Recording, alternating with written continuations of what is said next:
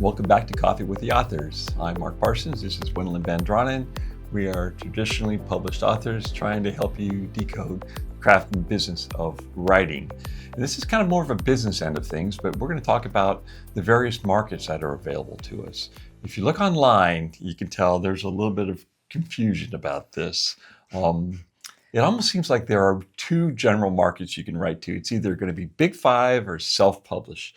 There's a whole lot of ground in between. I think there are 6 different discrete markets that we as writers have available to us to sell into.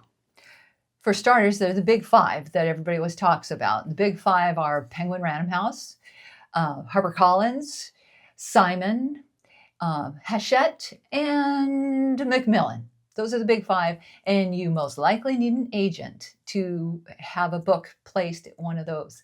But along with a contract at one of the Big Five, you get the wonderful editorial, publicity, marketing, sales, all of the distribution. You get all of that comes along with one of the Big Five publishers. And there are hundreds of imprints collectively in these Big Five. And those are all viable places for you to submit your work. Right. Sometimes I refer to it as the Big 500 because really among those 5 big umbrellas, there are about 500. I think PRH has 230 alone just by themselves. Okay, right next to that, we have these, I guess you'd call them mid-size, mainstream publishers. These are actually large publishers. Yeah. These are corporations that are not Big Five, but they're like maybe number 6 through number 20. These are publishers like Chronicle or Source Books or Scholastic, for example. They're huge. Yeah. They're like number 6, okay? And HMH, things like that. These have all the benefits of the Big Five, they have all the same benefits. They either have their own distribution or a lot of them partner with one of the Big Five and they have their distribution through one of them. I know Source Books, both Source Books and, for example, Holiday House and Candlewick are distributed by Random House.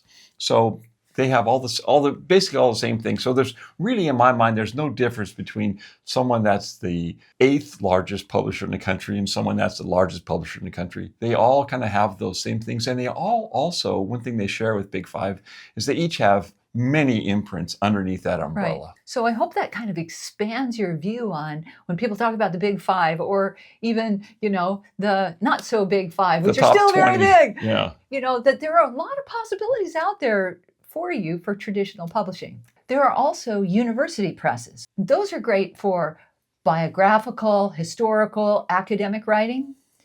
They usually don't require an agent. So if you're writing something like that, you have a pretty clear shot at connecting with someone at one of those presses. There are hundreds of them, and they have wide distribution through Ingram and other avenues. So if you're writing a biography on a historical figure or something of that nature, that's a great avenue for you.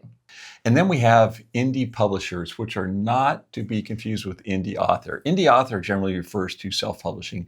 An indie press is basically, it's a small press, but it's a traditional press. And what differentiates a traditional press from something else is that they pay the author. Say that again. What differentiates a traditional press from other types of presses like hybrid or whatever, is that they pay the author. Maybe in advance, maybe a big advance, maybe a small advance, maybe no advance, but there are royalties and the author pays nothing to them. There are approximately 100,000 either indie presses or small presses, however you want to call them, around the world. Some of these are mom and pop, and some of these are pretty good size organizations because there's no hard line. Where do you go from being an indie press to being a mainstream press? Some of the larger, yet still considered indie publishers may have 20, 30, 40 employees, and they have distribution with one of the majors. So they're also a really good way to go. Yeah, and the thing to look for is if they ever ask you for money, they don't qualify. In contrast to that, you have self-publishing, and that is when you do everything yourself.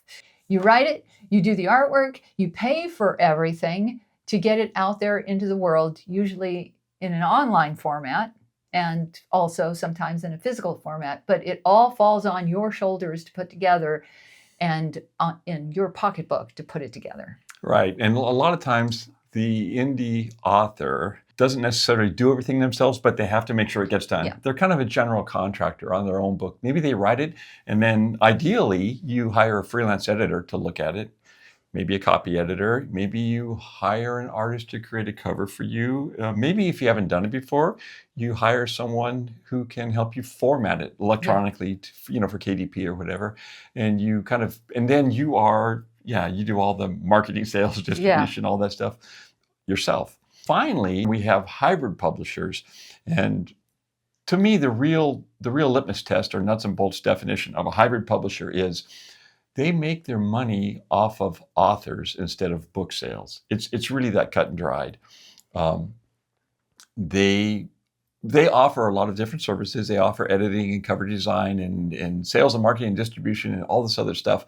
But the majority, if not all, of their income comes from authors' financial contribution to the publication of the book, not from the fact that they're going to take your book and publish it and sell 1 million copies and they get a chunk of that. So when you go into hybrid publishing, this is one of those areas where you absolutely need to keep your eyes open, as we've talked about before. In closing, it's basically there are a lot more than the Big Five and self-published options open to you. There are at least half a dozen different ways you can sell books, and they are all viable if you approach them correctly. Right, and explore your options, because there are people out there who would very much like to take your money, and you would very much like to get paid for your work. Yes. So explore your options. There are a lot of them out there. Don't get discouraged.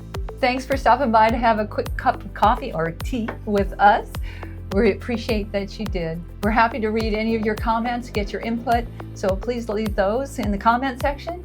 And until next time, remember to dream big, work hard, don't give up. Always keep writing.